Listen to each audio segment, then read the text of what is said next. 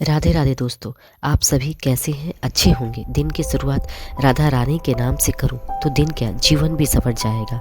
मैं बिल्कुल सही कह रही हूँ। राधा रानी के नाम जप लेने से लोक और परलोक दोनों सुधर जाता है। राधा रानी के नाम लेने से हमारे बाके बिहारी प्रसन्न हो जाते हैं।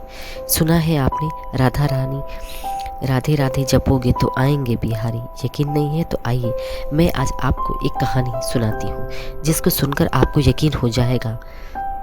एक गांव में सुदर्शन नाम का एक वृद्ध अर्थात बूढ़ा इंसान रहता था। वो हमेशा कृष्ण जी का नाम लेता रहता था। जब से उसे दुनिया की समझ आई तब से वो सिर्फ कृष्ण जी की ही भक्ति करता रहता था। साथ सोते जागते काम करते हर समय सिर्फ कृष्ण की भक्ति करता रहता था। और कृष्ण की भक्ति करते करते वो अब बुढ़ा हो गया था, लेकिन उसे कृष्ण जी के दर्शन नहीं हुए। एक दिन वो बहुत निराश हो गया और उसने अपने परिवार वालों से कहा कि मैं यहाँ रहकर कृष्ण भक्ति करके देख लिया, भगवान कृष्ण के दर्शन नहीं हुए, इसलिए मैं जंगल जाना चाहता हूँ। देखता हूँ कि कृष्ण जी मुझे दर्शन देते हैं या नहीं। तुम लोग मेरी चिंता मत करना, मैंने अपने सारे कर्तव्य पूरा कर दिया। तुम लोग अब बड़े हो गए हो, इसलिए मुझे जंगल जाने दो।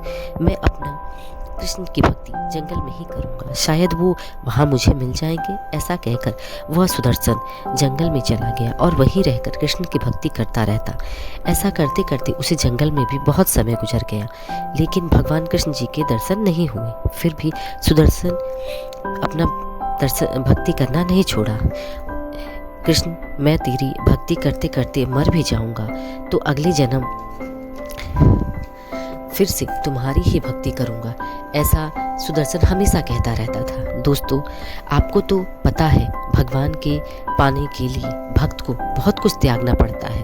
उसमें सबसे ज़्यादा लोभ और अहंकार, ये दो चीज़ मनुष्य को अपने अंदर से त्याग देना चाहिए, तभी भगवान हमें दर्शन देते हैं।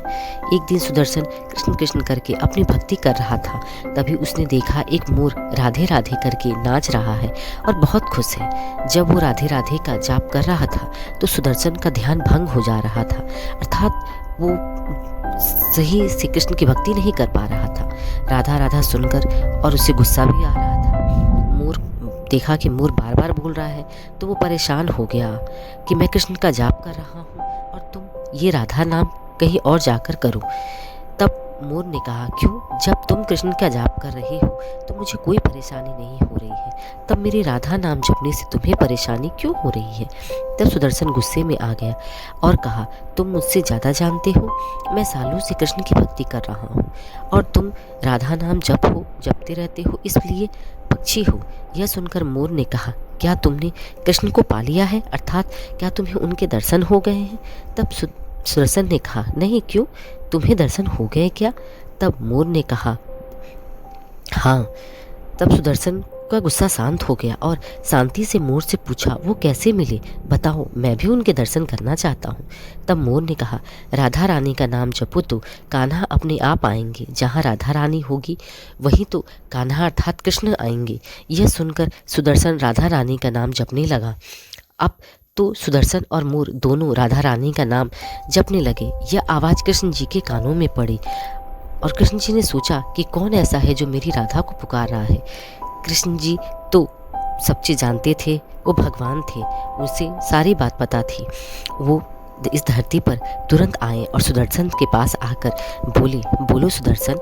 यह सुनते ही सुदर्शन चौंक गया और भगवान कृष्ण के चरणों में पड़कर रोने लगा और कहा, प्रभु, इतने वर्ष तक आपने की पूजा की, नाम जपा, तो आप क्यों नहीं आए? कृष्ण जी ने कहा, सुदर्शन, तुमने सिर्फ मेरा नाम जपा, मेरी राधा को तो भूल ही गए। इसलिए जहाँ राधा नाम जपा जाता है, जहाँ राधा कृष्ण कहा जाता है, मैं वहीं आता हूँ। मेरे भक्त, मैं तुम्हें यही सिखाना चाहता था। यह देखते देखते वो मोर राधा रानी बन गई। सुदर्शन राधा रानी के चरणों में गिर गया और बोला, माँ, आज से मैं यह बात सारी दुनिया से कहूँगा कि बिना राधा रानी के कृष्ण अधूरे हैं।